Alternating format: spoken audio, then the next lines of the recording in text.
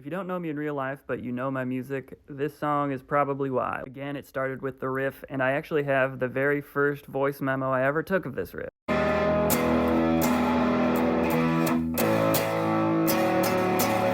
From there, I just started doing how I usually start writing lyrics, which is I take the riff and I just hit record and start singing and see what happens. Usually you end up mumbling, saying nonsense syllables, and then afterwards you go back and like try to decipher if there were some real words in there.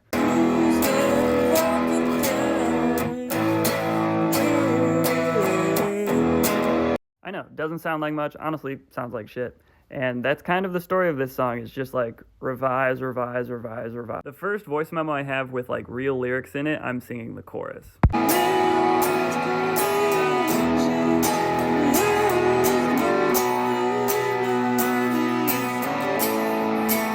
So from there I had my concept, right? The concept is true story to my real life. My parents did almost call me OJ because Owen was a pretty uncommon name at the time. And then OJ Simpson happened and they were like, never mind, we can't do that. And I just thought that was so funny that like a kid from the suburbs would have his name affected by OJ Simpson. And so the chorus is just about that, and also just about how like OJ seems like such a cool guy type name.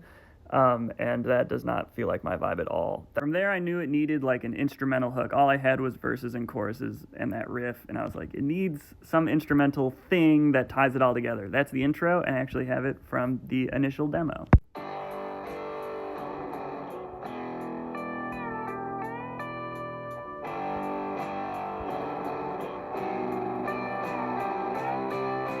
And then the last piece to this puzzle was just that little riff I play right before the chorus.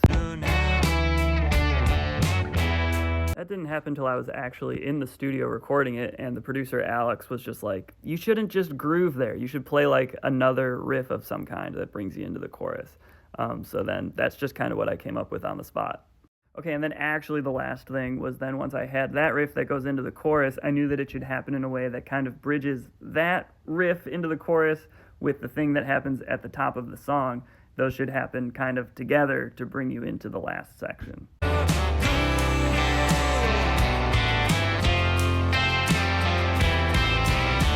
I feel like the moral of the story with this song is like at no point did I think I had a hit or like that any one thing was super clever. It was just like I just kept punching it up kind of over and over again over the course of like 6 months. I started writing it in September of 24, and then I actually cut it in the studio in February of 25, and kind of at each stage along the way just found like a new secret to unlock about it that made it a little bit better and a little bit better until it resulted in like a well-crafted song.